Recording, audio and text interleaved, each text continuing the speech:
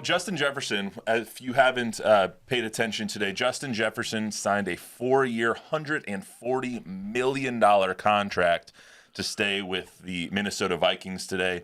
He becomes the highest paid non-quarterback of all time in the NFL. And naturally, we look at things through blue and silver colored glasses here.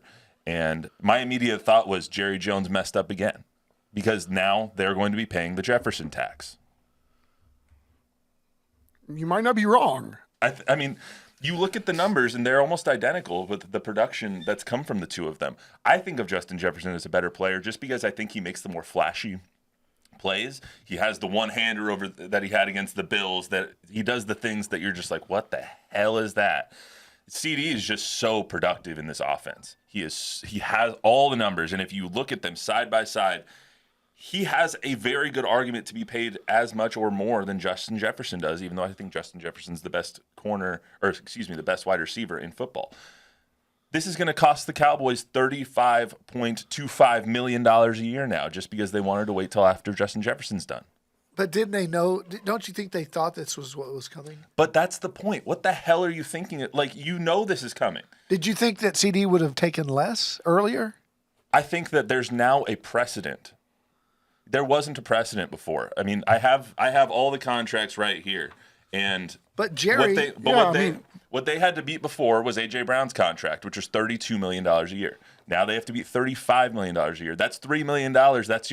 That's Eric Kendricks. That's another good player on your team that you're not going to be able to sign now. But we don't know that CeeDee wasn't asking for 40. That's right. Or CeeDee was waiting for Justin Jefferson to set the market. I mean, these things are nuanced, and I think Steven said it at a press conference a couple of weeks ago. If you don't think these agents are talking to each other, trying to set the market, then you're fooling yourself. I mean, that's the way the business is going. So, did they wait too long? I don't know, but maybe there was a reason why they waited too long, because they can't get a deal done. It takes two sides to do one. But the optics of all of it is basically you have the Eagles that have signed A.J. Brown and Devontae Smith this offseason. You have the Texans who have wrapped up Nico Collins. You have the Vikings now who've wrapped up Justin Jefferson. The Dolphins have wrapped up Jalen Waddle and looking to redo Tyreek Hill's contract. You have all of these people who are signing before is necessary, and now you have the Cowboys who are waiting until the absolute deadline to spur their action, and it doesn't make any sense financially. Well, it does when you look at the fact that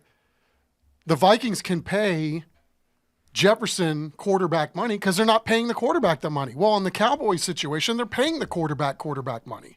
So that's the yin and the yang, and the yin and the yang and all of this. It's not apples and oranges. Everybody's dealing with a finite number of dollars, and the Vikings have a little more leeway to pay their superstar receiver because they're not paying the quarterback roughly the same amount of money. The Cowboys already have Dak under this huge contract. So, if you've got to get Micah in at some point, I mean, again, the timing of this for CeeDee is more difficult than it is for somebody like Justin Jefferson. I know we've thought about this before, and it's not an original thought, but is there a way the Cowboys can pay all three? Yes, but they're not going to sign anybody else. You'll have those three players and Trayvon Diggs and Zach Martin and nobody else on your roster. Do you think they want to? No. Do you think the Cowboys are okay with losing one of those big three? Yes. Or two? I think you have to be at this point because of how they've constructed this roster. Well, I mean, if you're putting everything on the wall, that's certainly one of the things that goes on the chalkboard, right? It's difficult because it's going to be hard to pay all three of those guys top-tier money for their position. Is it impossible? And then, again, if you do this, it's just what you said. If you give now CeeDee Justin Jefferson money, then that means you can say goodbye to signing guys like Eric Kendricks or any of these other younger players that at some point are going to earn the right to get paid very, very well. All right. CeeDee certainly earned that right, but I'm just curious to see how it all plays out. And if he holds the Cowboys to Justin Jefferson money, we might be in for a prolonged situation. I think CeeDee can make the argument that he's the best in the league at his position. I think he could as well. He can make that argument. I think Micah can make the argument that he's the best in the league at his position. I don't think that Dak can make that argument. And that's maybe what Jerry's doing here. But what Dak can't do is maybe make the argument he's the best in football, but he can make the argument that he has all the leverage and he has them bent over a barrel. So he can command whatever he wants. And if he gets to free agency, he will get exactly whatever he wants and probably more. But looking at the top tier quarterbacks, edge rushers and receivers right now, $32 million a year was A.J. Brown. It's now $35 million a year. That's going to be Justin Jefferson. Nick Bosa makes $34 million a year. Joe Burrow makes $55 million a year. You take all those and if you bump those up a little bit, that's about $130 million a year you're going to be paying to 3 players. You can't build a team around that. No. So you can. It's just very, very difficult. They're not going to do that. You paint yourself. Everybody else has to be rookie, second, third year guys. You paint yourself into such a bad box if you do that. So one of these players, it looks like to me, one of these players is going to have to go. And if it was me, it would be CeeDee. That's valid. You can't. Trey pointed this out to us the other day. If you want to listen to the Trey Wingo, who joined the podcast on Thursday, go ahead and go to our YouTube page or go anywhere you find your podcast. Trey Wingo was on here, nice enough to give us some of his time. Anyway, A.J. Brown, Amon-Ra St. Brown, Tyreek Hill, Jalen Waddle, Devontae Adams, Cooper Kupp, Devontae Smith, Nico Collins, DK Metcalf, Deebo Samuel. 2 of those players have won a Super Bowl. One of them's Tyreek Hill, who hasn't won a Super Bowl when he got paid. So it's like you can't build a roster around a receiver. Receivers don't win Super Bowls. Exactly. So paying CeeDee Lamb $35 million, which is probably going to be the going rate now, at least equaling Justin Jefferson's contract, seems out of the question to me. Well, to your point, I mean, all you have to do is look at the Green Bay Packers and how they did it with literally a collection of young, not established receivers. And although they weren't great at the beginning of the year, they were pretty darn good at the end. Again, this is a broader conversation for people in power, that they're having these conversations all the time.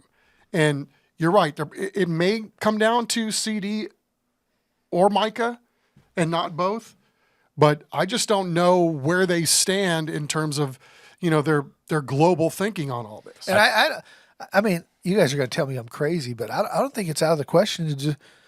Everybody says, oh, you can't win without one of the top tier quarterbacks.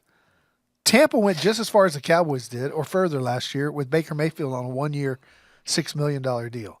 You can find a way, right? They have Trey Lance on their roster, and it's still the jury, I think, is still out on him. 100%. As high as that's 100% valid. I'll disagree with you guys on that one. I think Trey Lance is a bum. Well, I mean, the guy had the arm talent and the physical tools to be drafted in the top 5. Yes. So I think the jury's still out on him.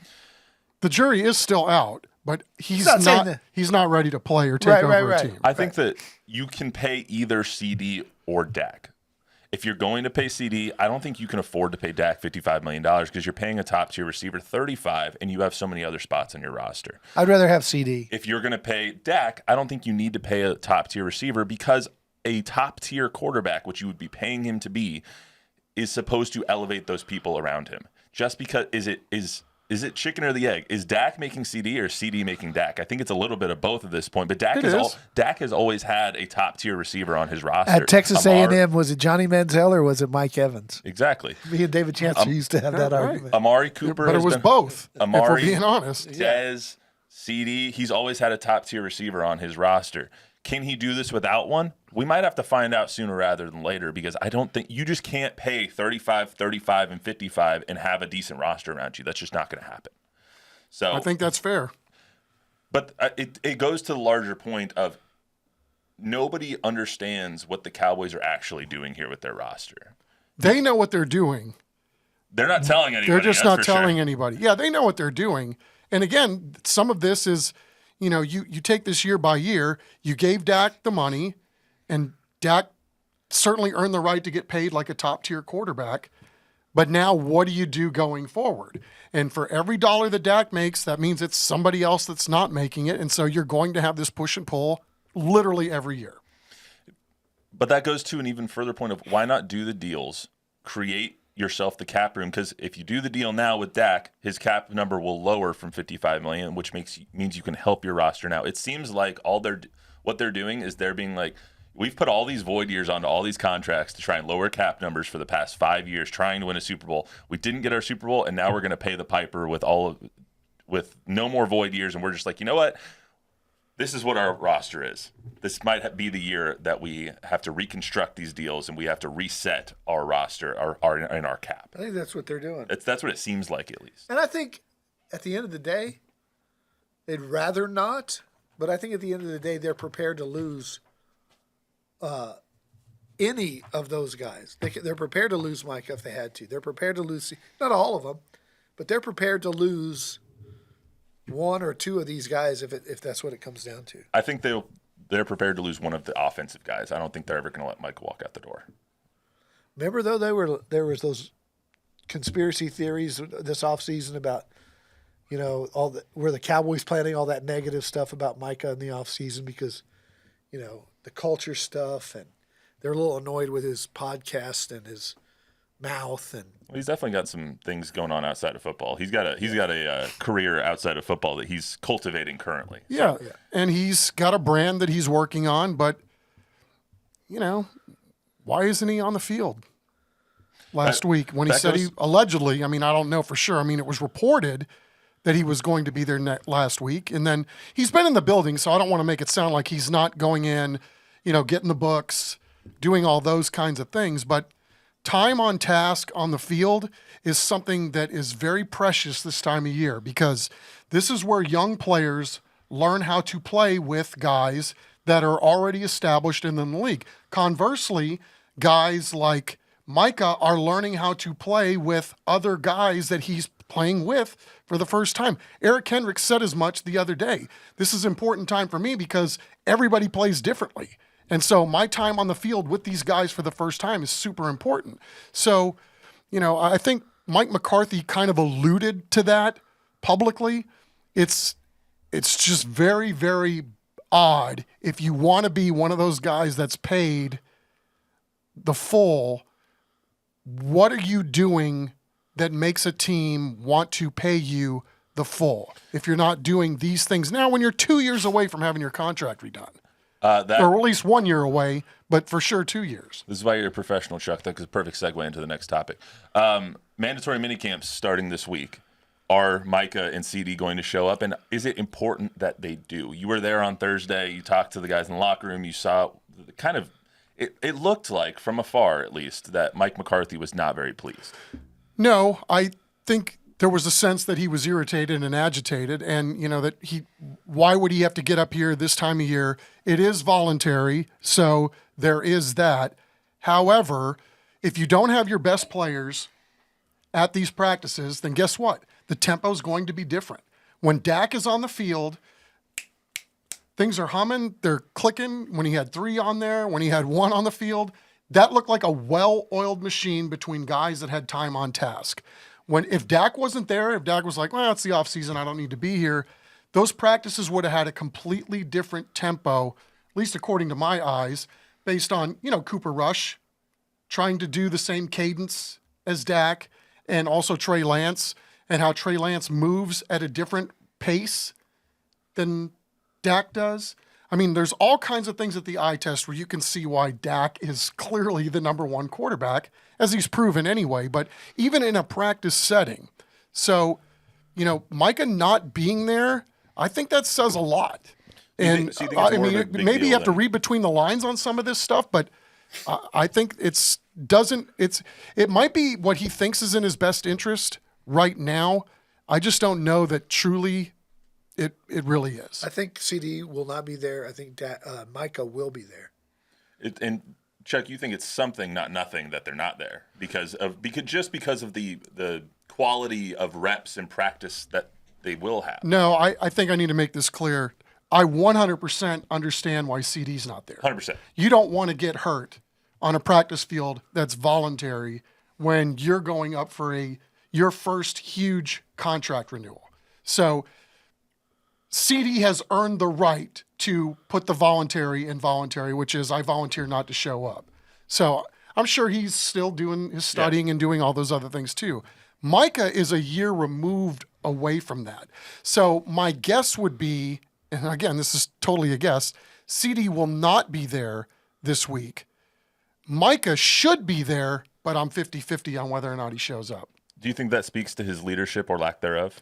I think, yes, in some ways, but I don't know that he necessarily, because he said that he wants to be a better leader. He wants to grow as a teammate for others in the room.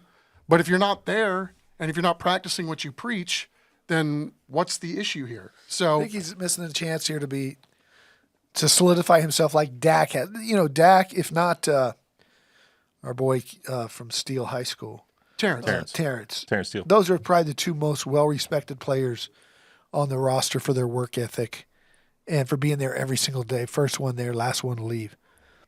Micah's not that guy. If he was, I think that contract extension would come quite more easily. And I think he has the respect of his teammates because he's great.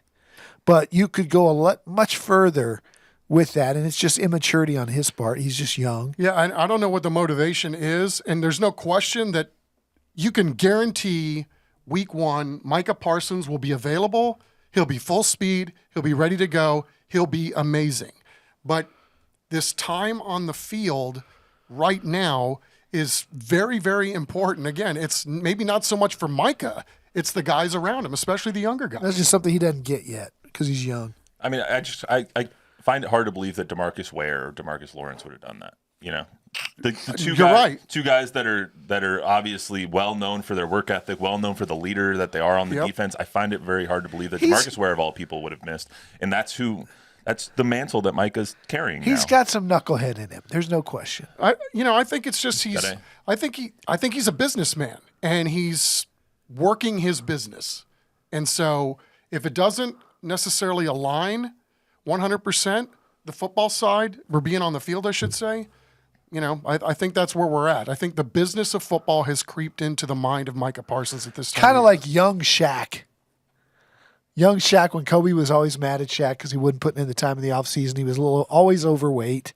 Shaq was making movies and rap albums.